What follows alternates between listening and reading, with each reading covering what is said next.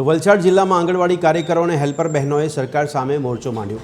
તમામ ઓનલાઈન કામગીરી, પોષણ ટ્રેકર એપ્લિકેશન બંધ રાખવાનો નિર્ણય લીધો। પગાર વધારો, લઘુત્તમ વેતન, ગરમ નાસ્તાના ખર્ચમાં વધારો કરવાની માગ છે। માગ ન સંતોષાય ત્યાં સુધી આંદોલન યથાવત રાખવાની ચીમકી આપવામાં આવી છે। तो અમે પહેલેથી લાભ ઓફલાઈન પણ આપતા આવેલા છે અને હજી પણ આપવા માટે પ્રેરાયેલા છે, પરંતુ સરકાર જે ડિજિટલ માધ્યમથી આ કામગીરી ગોઠવી છે 2017માં જ્યારે ફોન આપેલા ત્યારથી અમને ડિજિટલ માધ્યમની કામગીરી સોંપાયેલી અને એમને બી ઉત્સાહભર અમે બી સ્વીકારેલી, પરંતુ જ્યારે 2017ના ફોન આપ્યા બાદ અત્યારે ફોન એકદમ ખરાબ પરિસ્થિતિમાં હતા તો અમે વારે ઘડી આવેદનપત્ર આપેલ છે। ત્યારે સરકારશ્રીએ એના ઉપર વિચાર કરીને અમને તાત્કાલિક ધોરણે અમને વ્યવસ્થિત 5G ના અમને કહે છે, અમારી પાસે ન્યૂઝ આવી ગયા છે અને પરિપત્ર પણ આવી ગયો છે કે અમને 5G ના સેમસંગના મોબાઈલ આપવામાં આવશે।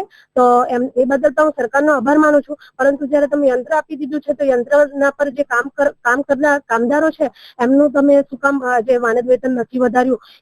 મોબાઈલ તો આવી ગયા છે પણ એની જે ઓનલાઈન કામગીરી દરરોજ ને દરરોજ નવી નવી એપ્લિકેશનો આવતી જાય છે અને તેનું કામનું ભારણ રોજે રોજ આ ડેટા માંગે તે માંગે અને એ પણ આટલા સમયમાં અમારું પૂર્ણ કરો ને અમુક સમયે નેટવર્કના પણ ઘણા ઇસ્યુ થતા હોય। અમુક ઘણી આંગણવાડી એવી છે કે ત્યાં નેટવર્ક જ નહીં આવતું હોય, તો તેવા પણ અમારા ઘણા એવા બધા પ્રશ્નો છે।